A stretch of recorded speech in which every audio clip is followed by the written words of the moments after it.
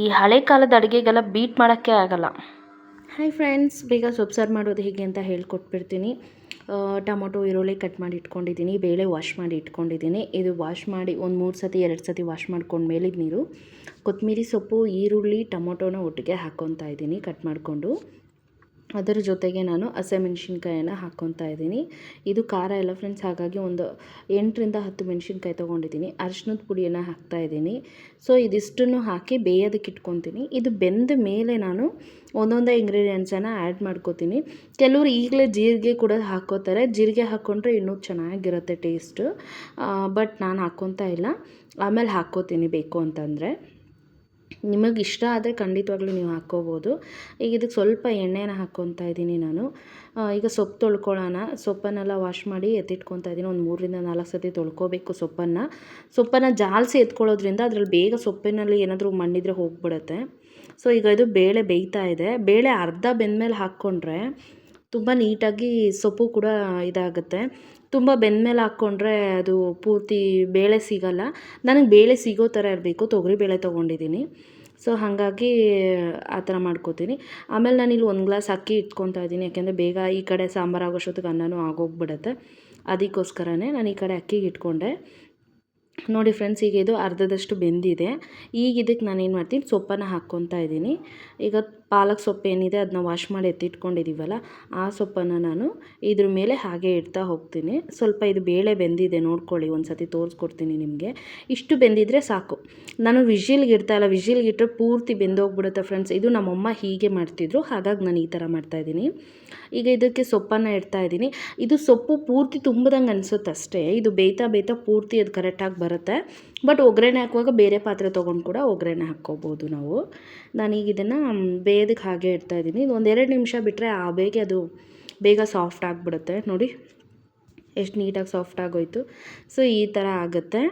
ಇದಾದಮೇಲೆ ಇದ್ರ ಜೊತೆಗೆ ಉಪ್ಪು. ಈಗ ನಾನು ಉಪ್ಪನ್ನು ಹಾಕ್ಕೊತಾ ಇದ್ದೀನಿ. ಯಾಕೆಂದರೆ ಫಸ್ಟೇ ಹಾಕ್ಕೊಂಡ್ರೆ ಬೇಳೆಗೆ ಅದಕ್ಕೆಲ್ಲನೂ ಇದಾಗ್ಬಿಡುತ್ತೆ ಅಂತ ಹೇಳಿಬಿಟ್ಟು ನಾನು ಸೊಪ್ಪು ಹಾಕಿದ್ಮೇಲೆ ಉಪ್ಪನ್ನು ಹಾಕ್ಕೊತಾ ಇದ್ದೀನಿ. ಸೊ ಈಗ ಇದಿಷ್ಟನ್ನು ಹಾಕಿದ್ಮೇಲೆ ನಾನು 1-2 ನಿಮಿಷ ಬೇಯಕ್ಕೆ ಬಿಡ್ತೀನಿ. ಸೊಪ್ಪು ಬೇಯಬೇಕು ಅಲ್ವಾ, ಅದಕ್ಕೋಸ್ಕರ. ಸೊ ತಟ್ಟೆ ಮಾತ್ರ ಮುಚ್ಚಿಬಿಟ್ಟು ಬಿಟ್ಬಿಡ್ತೀನಿ ಅರ್ಧದಷ್ಟು. ಯಾಕೆಂದರೆ ಪೂರ್ತಿ ಮುಚ್ಚಿದ್ರೆ ಅದು ಉಕ್ಕಿ ಎಲ್ಲ ಬರೋ ಚಾನ್ಸಸ್ ಇರುತ್ತೆ. ಅದಕ್ಕೋಸ್ಕರ ಮುಕ್ಕಾಲು ಭಾಗದಷ್ಟು ಮುಚ್ಚಿ ಒಂಚೂರು ಹಬೆ ಆಡೋಷ್ಟು ಗ್ಯಾಪ್ ಇಟ್ಟಿರ್ತೀನಿ. ಈಗ ಇದು ಸೊಪ್ಪು ಬೇಳೆ ಎಲ್ಲ ಬೆಂದಿದೆಯಾ ಅಂತ ಚೆಕ್ ಮಾಡ್ಕೊತಾ ಇದ್ದೀನಿ. ಬೆಂದಿದೆಯಾ ಅಂತ ಮಧ್ಯದಲ್ಲಿ ನೋಡ್ಕೊಂಡು ಚೆಕ್ ಮಾಡ್ಕೋಬೇಕು. ಬೆಂದಿದೆ ಅಂತಂದರೆ ಈಗ ಇದು ನನಗಿದು ಕರೆಕ್ಟಾಗಿ ಬೆಂದಿದೆ. ಈಗ ಇದನ್ನು ತೊಗೊಂಡು ಅಷ್ಟೊತ್ತಿಗೆ ವಿಸಿಲು ಬಂತು ಅನ್ನ, ಅದನ್ನು ಆಫ್ ಮಾಡಿಬಿಟ್ಟು ಈ ಕಡೆ ಇದನ್ನು ನೀರು ಬಸ್ಕೊತಾ ಇದ್ದೀನಿ. ನೀರು ಬಸ್ಕೊಂಡು ಇದರಲ್ಲಿ ಬೇಳೆ ಮತ್ತು ಸೊಪ್ಪನ್ನು ಸಪ್ರೇಟ್ ಮಾಡ್ಕೊತಾ ಇದ್ದೀನಿ.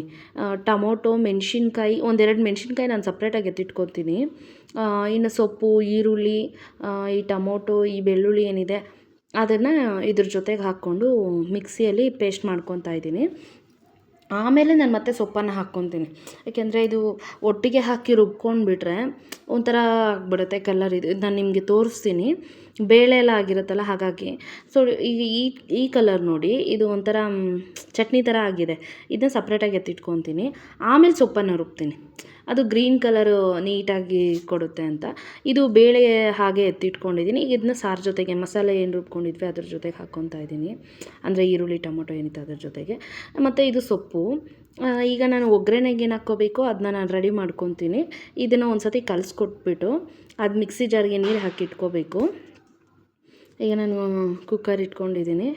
ಇದಕ್ಕೆ ಸ್ವಲ್ಪ ಎಣ್ಣೆ ಹಾಕ್ಕೊತೀನಿ. ಈಗ ಎಣ್ಣೆ ಹಾಕ್ಕೊಂಡು ಎಣ್ಣೆ ಬಿಸಿ ಆದಮೇಲೆ ಅದೇ ಕುಕ್ಕರ್ಗೆ ಸಾಸಿವೆ, ಕರಿಬೇವು, ಒಣಮೆಣ್ಸಿನ್ಕಾಯನ್ನು ಹಾಕ್ಕೊತಾ ಇದ್ದೀನಿ. ಬೇಕು ಅಂದರೆ 1-2 ಬೆಳ್ಳುಳ್ಳಿಯನ್ನು ಸಹ ಹಾಕ್ಕೋಬೋದು. ನಾನು ಹಾಗೆ ಹಾಕ್ಕೊತಾ ಇದ್ದೀನಿ, ಜಜ್ಕೊತಾ ಇಲ್ಲ. ಸೊ ಬೆಳ್ಳುಳ್ಳಿಯನ್ನು ಸ್ವಲ್ಪ ಜಾಸ್ತಿ ತಿನ್ನೋದ್ರಿಂದ ತುಂಬ ಒಳ್ಳೆಯದು ಕೂಡ ಆರೋಗ್ಯಕ್ಕೆ. ಈಗ ನಾನು ಸೊಪ್ಪೇನು ಬೇಯಿಸಿ ಅದು ರುಬ್ಬಿಟ್ಕೊಂಡಿದ್ದೆ ಅದನ್ನ ಹಾಕ್ಕೊತಾ ಇದ್ದೀನಿ. ಸ್ವಲ್ಪ ನೀರನ್ನು ಆ್ಯಡ್ ಮಾಡ್ಕೋಬೇಕಿತ್ತು, ತುಂಬ ಗಟ್ಟಿ ಅನ್ನಿಸ್ತು. ಹಾಗಾಗಿ ಒಂಚೂರು ನೀರನ್ನು ಹಾಕ್ಕೊತಾ ಇದ್ದೀನಿ. ಇಷ್ಟೇ ಇದ್ದರೆ ಕರೆಕ್ಟಾಗಿರುತ್ತೆ. ಮುದ್ದೆಗೂ ಆಗುತ್ತೆ, ಅನ್ನಕ್ಕೂ ಆಗುತ್ತೆ, ಚಪಾತಿಗೂ ತಿನ್ನೋರು ತಿಂತಾರೆ.